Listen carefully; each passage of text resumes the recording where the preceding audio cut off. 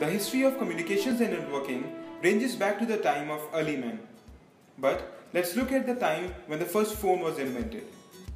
Back in 1872, Graham Bell was sitting alone in a park, missing his girlfriend and writing a letter which said, "My dear love, I miss you and I wish I could hear your voice." Suddenly, an idea struck Graham Bell and he began the task of making one such device which later came to be known as the telephone. The first telephone operated on the following principle.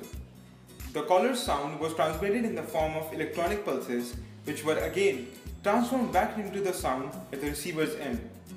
To generate these pulses, Graham Bell used a variable resistor made of acidified water. When the caller spoke, a metal disc vibrated the liquid resistor which generated these electronic pulses and made it possible to communicate through voice. It's 1950 now and Elizabeth is feeling hungry. She decides to drink some hot milk and puts it in a vessel to boil.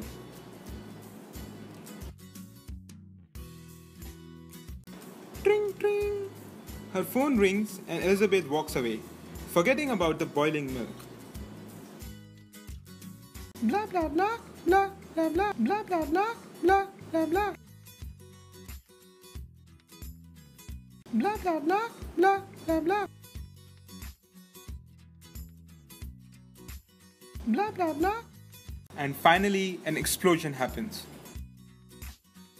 This was one of the many disadvantages of having wired phones. But fortunately in 1973, Martin Cooper made the first mobile telephone which weighed 1.1 kg and measured 23 by 13 centimeters. Eventually, the size of the phones reduced, but they still had major problems. Adam is really happy to get his first mobile phone. So he decides to call his girlfriend Eve to wish her a very happy birthday. Suddenly, there were disturbances and the voice was not clear. Adam tried really hard, but eventually he got irritated and threw his phone. Analog cell phones communicate through sending and receiving radio signals. One frequency is used for talking and a separate one for listening, similar to having two walkie-talkie channels open at the same time.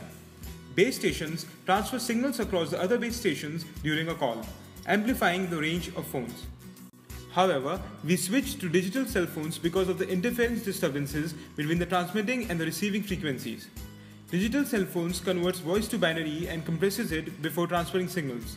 By alternating rapidly between the two frequencies, digital information is sent.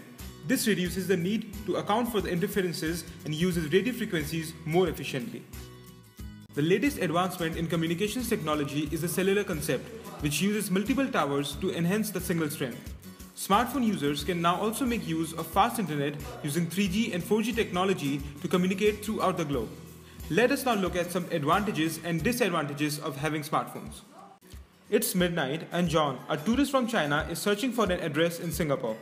He cannot find any signboard and has lost his way.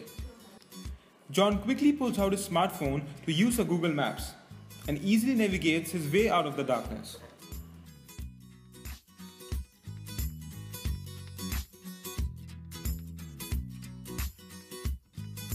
Now, let's have a look at Ram.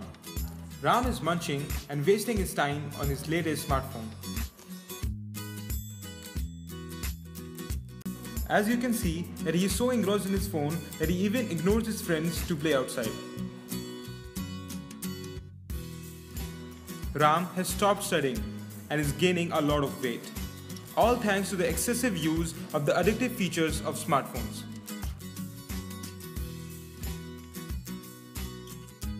The future promises a great potential in the advancement of communications and networking.